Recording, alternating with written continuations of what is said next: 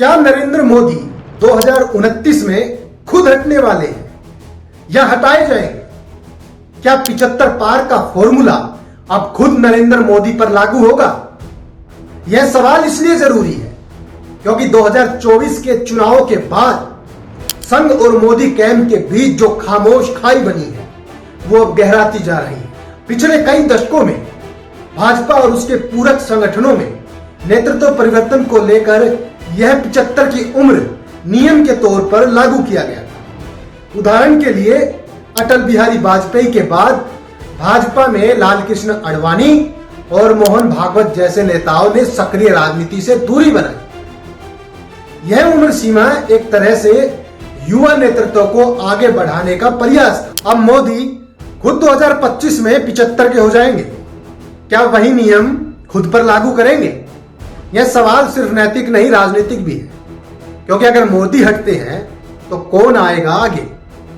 संघ की परंपरा रही है कि व्यक्ति पूजा से परहेज और सामूहिक नेतृत्व की संस्कृति, लेकिन मोदी इस पैटर्न से बाहर थे। वे एक सिंगल लीडर प्रोजेक्ट थे। गांधी जी से लेकर इंदिरा गांधी तक भारत में नेताओं की छवि अक्सर व्यक्ति केंद्रित रही है, परंतु संघ और भाजपा के भीतर व्यक्तिगत नेता की बजाय संगठन के सामूहिक नेतृत्व को प्राथमिकता दी जाती रही है। मोदी ने इसे चुनौती दी और पार्टी की ताकत एक व्यक्ति के इर्द गिर्द केंद्रित हो गई। अब 2029 के करीब आते आते संघ सोच रहा है क्या मोदी अब उनके लिए लायबिलिटी बनते जा रहे हैं।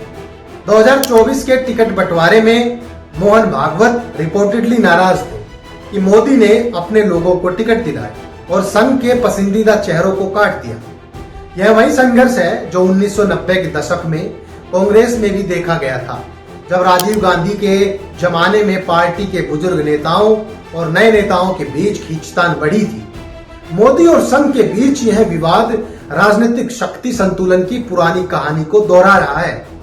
2019 में मोदी ने खुद कहा था, मैं 2024 तक देश को दिशा दूंगा। यह बयान यूं ही नहीं था, संकेत है कि मोदी 2029 के बाद एक ग्लोबल नेता या भारत के आध्यात्मिक मार्गदर्शक की भूमिका ले सकते हैं। जैसे जवाहरलाल नेहरू ने स्वतंत्रता आंदोलन के बाद भारत के पहले प्रधानमंत्री के रूप में कार्य किया, फिर बाद में शांतिपूर्ण राजनीति बदलाव का रास्ता दिया।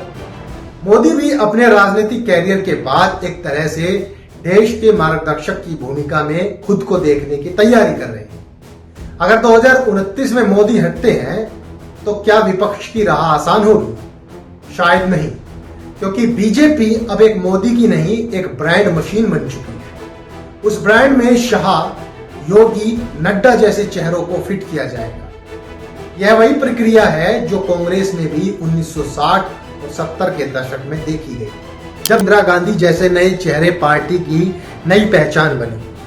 मोदी के बाद भी बीजेपी के पास नेतृत्व की एक श्रृंखला मौजूद है। 10 साल सत्ता में रहने के बाद किसी भी नेता से थकान महसूस होती है। जनता सवाल पूछने लगती है, नौकरियां, महंगाई, लोकतंत्र। इंदिरा गांधी के लंबे शासन के दौरान जनता में थकान आई। इससे अंततः 1977 में आपातकाल के बाद कांग्रेस को भारी हार मिली। आज की जनता भी उसी थकान के लक्षण दिखा रही है। संभावना है कि मोदी 2029 तक इस फैटिग्यू को भांपकर खुद एक सम्मानजनक विदाई प्लान कर ले। सवाल ये नहीं है कि मोदी रिटायर होंगे या नहीं, सवाल ये है कि क्या उनके हटने से लोकतंत्र मजबूत होगा? क्या आरएसएस और बीजेपी में लोकतांत्रिक नेतृत्व पनपेगा या नया चेहरा पुराने मॉडल का ही दूसरा चेहरा होगा? और सबसे बड़ा सवाल, क्या देश किसी एक चेहरे के बिना अपने मुद्दों को देखना सीख पाएगा?